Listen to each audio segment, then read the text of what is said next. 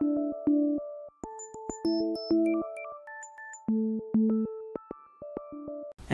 guys, it's BuggyMG here, and I'm gonna do a deck profile and a tournament recap.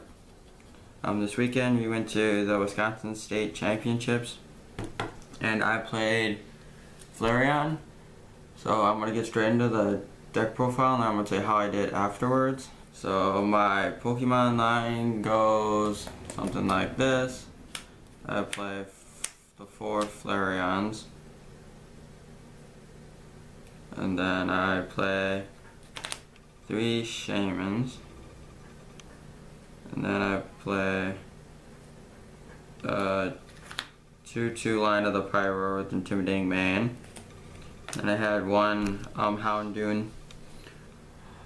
What I really wanted is, for this deck, instead of the Pyros and the Houndoom EX, I wanted to have, I wanted to have a 3/3 line of the Team Magma's Camerupt, but unfortunately we only had 1 Numel, and I had a guy lined up to get one, but he didn't wake up in time, so I would have picked it up on the way. And the vendor didn't have any either, so I ended up going with this, which still kind of worked out pretty good, but I don't know how the other way would work for me. So this is my Pokemon line that I had.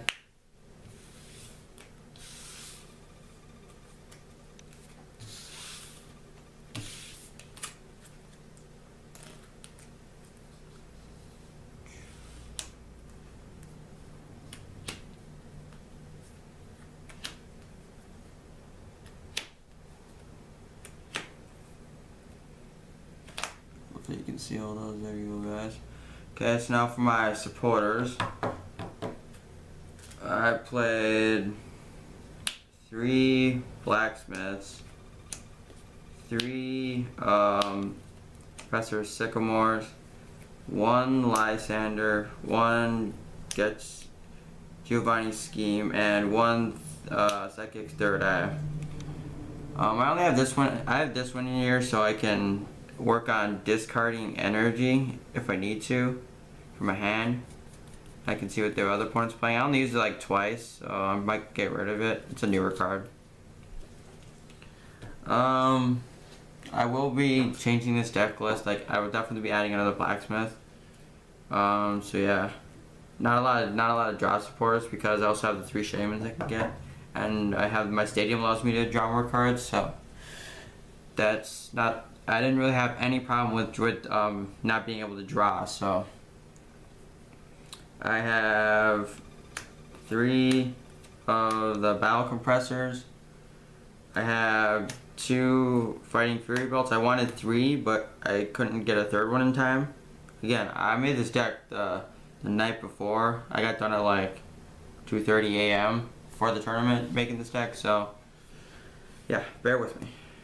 3 VS Seekers, which I will definitely be adding another one for this deck. 2 energy switches which were really good, because I'll talk about it in a sec once I play down a different card. 2 switches, which are really good for, like, say a Shaman or a Pyro or something gets brought up and you need to get out of it. Play the standard 4 Ultra Balls, help me discard energy and other things that I don't need. So as I was saying about the energy switch, it's good for when I have the 4 Max Ethers, which allows you to look through the top 6 cards of your deck, and it's energy there attached to a bench Pokemon. So say you got like a Flareon out and you got multiple energies on the bench, you can do the Flash Fire, which brings in energy from when your benched Pokemon's energy up into that active Flareon. And then you have the energy switches, which allow you to bring the energy from the bench onto that active Flareon, which goes good with the Max Ethers, because if you get an energy in that top 6 cards, you attach to a bench Pokemon. So that's good for the Flash Fire and for the energy switches, which allows me to really power it up. As I was saying, for draw support, I have 3 Scorched Earths, which actually come in handy. I use it a couple times. 1 muscle band to replace the Fighting Fury belt that I couldn't get a third one for. Then I run one super rod that I only used once, so I can discard more cards out of my hand for a Shaman, I think it was. The head ringer, which actually did come in handy a few times. Not as much as I thought it would, especially against the Seismitoad deck.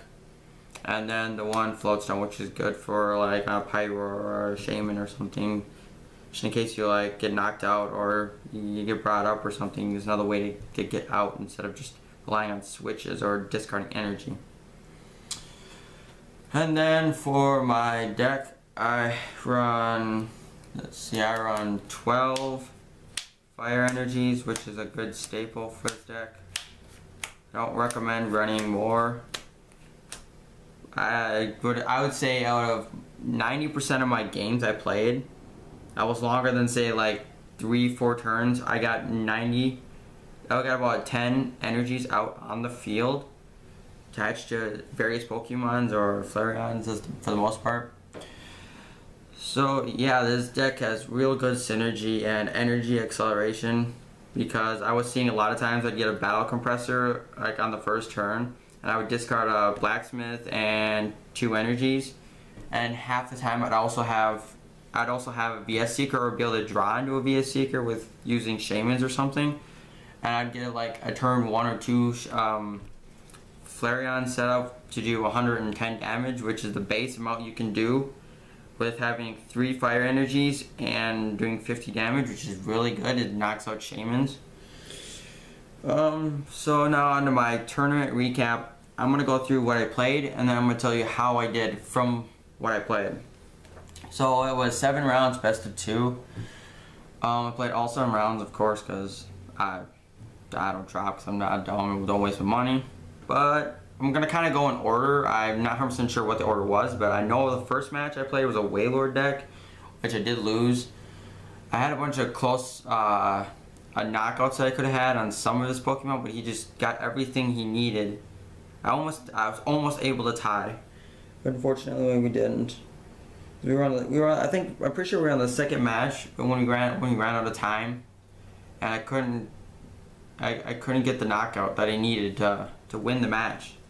Unfortunately, because I was like 2 energies short or 1 attack short or something from knocking out his only Pokemon, and then he plays down an Aegislash, which really screws me because then I wouldn't have won. I needed like 4 prize cards, I think. So that really screwed me over. I almost won that. Then I played a Seismitoad deck as round 2. He was a father of some kids that were playing, so he decided to play because, you know, it's better to play than just sit there, you know.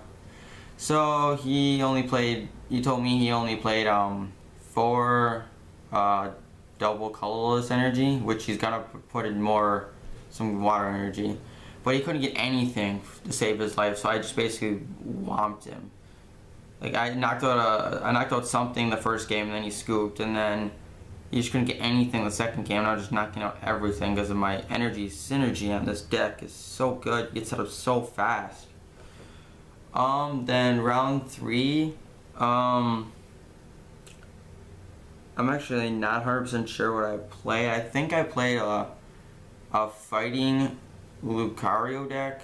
It was basically Lucario with some other fighting-esque Pokemon. Lucario was the only EX Pokemon he had in there. And I ended up tying that because we went to time. I think we each won a match and then we went to time. And then for my third match, I played a Vespiquen deck. It was like Vespiquen with like an Evoltol EX or something in it. I'm not sure what he was actually going for, but I also had type advantage and I kind of bowed down that deck. I think he won one game, but I won the whole match there. And then my fourth deck that I played, I'm pretty sure was the Steel deck, which ended up tying. I kind of creamed him in the first match because of all those ×2s I have on the Steel Pokemon for weakness.